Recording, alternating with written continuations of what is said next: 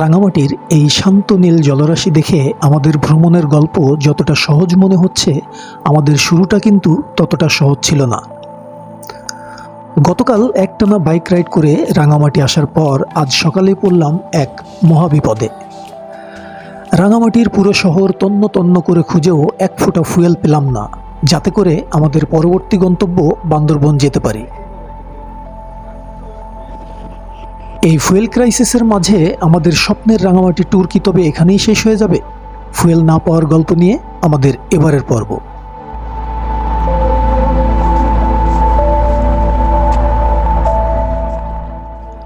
শুভ সকাল বন্ধুরা, আমি হাসান, ট্রাভেল উইথ হাসান চ্যানেলের নতুন আরও একটি ভিডিওতে আপনাদের স্বাগতম। আজ আমরা ঘুরে দেখব রাঙামাটির পাহাড়, জল আর মেঘের মিতালিতে ঘেরা বাঁকে বাঁকে লুকিয়ে থাকা অসাধারণ সৌন্দর্য।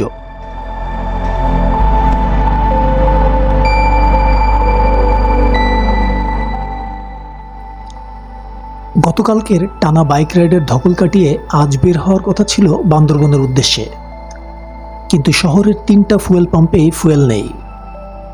অবস্থা একদম তুঙ্গে। অবস্থা বিবেচনা করে আজ দিনটা রাঙামাটিতে কাটানোর সিদ্ধান্ত নেই।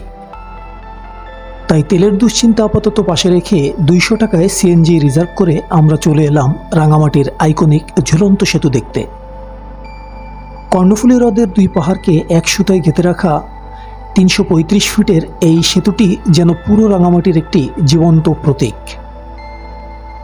জনপ্রতি 20 টাকার টিকিট কেটে আপনি যখন এই সেতুর উপর দিয়ে হাঁটবেন, নিচে লেকের পানি আর দুপাশে পাহাড়ের দৃশ্য আপনার সব ক্লান্তি ভুলিয়ে দেবে।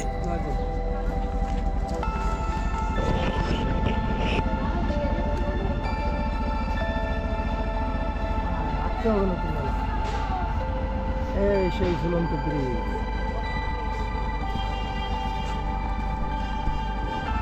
আলী ভাই আসেন।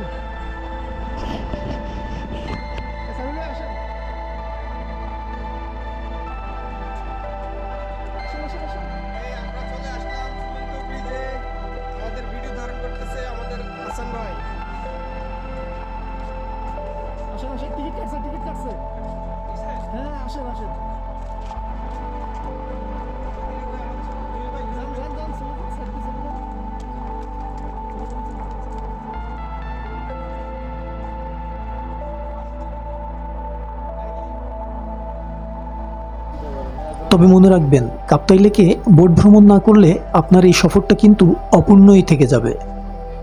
এখানে ঘোরার জন্য ইঞ্জিন বোট থেকে শুরু করে লাক্সারি হাউস বোট সবই পাবেন।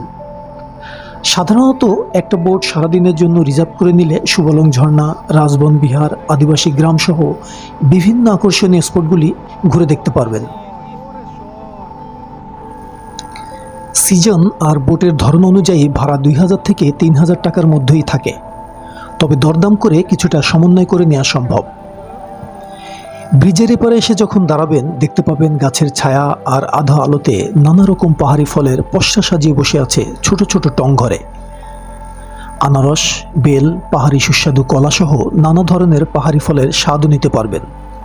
আর যদি খুব খিদে পায়, চিন্তা করবেন না, লেকের মাঝে ছোট ছোট দ্বীপে জুম রেস্তোরাঁ বা প্যারাডাইস ক্যাফের মতো চমৎকার সব জায়গা আছে।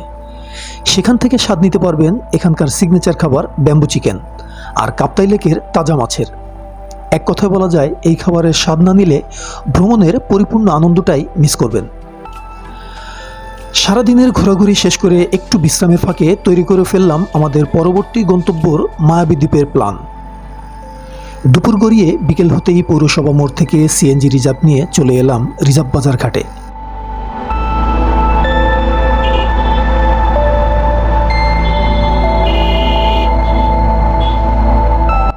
টাকা দিয়ে নামেন, টাকা দিয়ে আসেন একজন।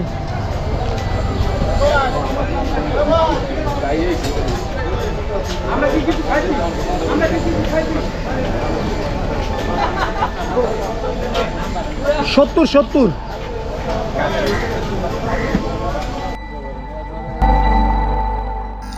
সেখান থেকে 2000 টাকায় বোট ঠিক করে আমরা এখন ভাসছি কাপ্তাইয়ের নীল জলে।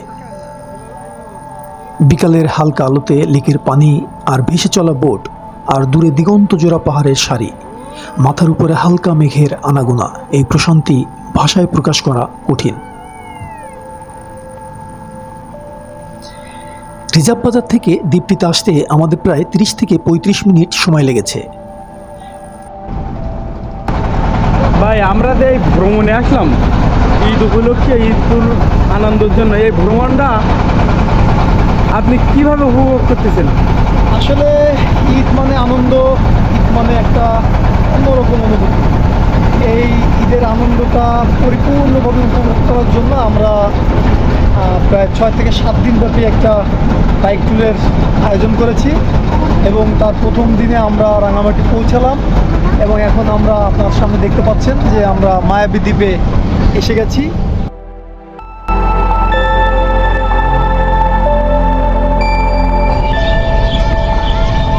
অবশেষে আমরা সেই স্বপ্নের মায়াবী দ্বীপে এসে পৌঁছাইলাম।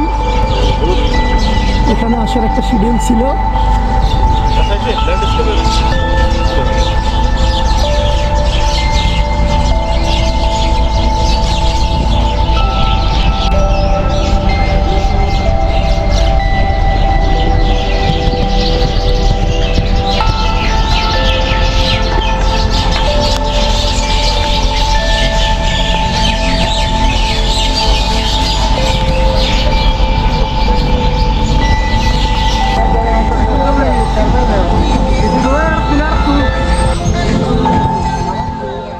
আমরা দ্বীপে নেমেই আবিষ্কার করলাম আসলে এই দ্বীপটি অসাধারণ সুন্দর। চারিদিকের ভিউ যে কারো নজর কাটতে বাধ্য। স্বচ্ছ লেকের জল আর মাঝখানে ছোট্ট একটা দ্বীপ। চলুন দ্বীপটা একটু ঘুরে দেখি।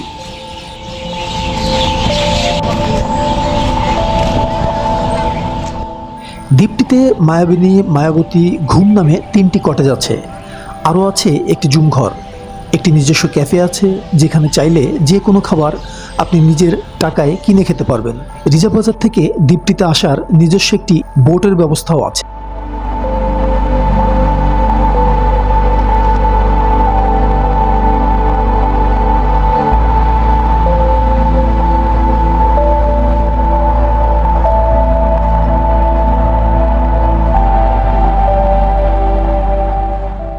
এবার চলুন কটেজ ও ভাড়া সম্পর্কে একটু বিস্তারিত জেনে আসি।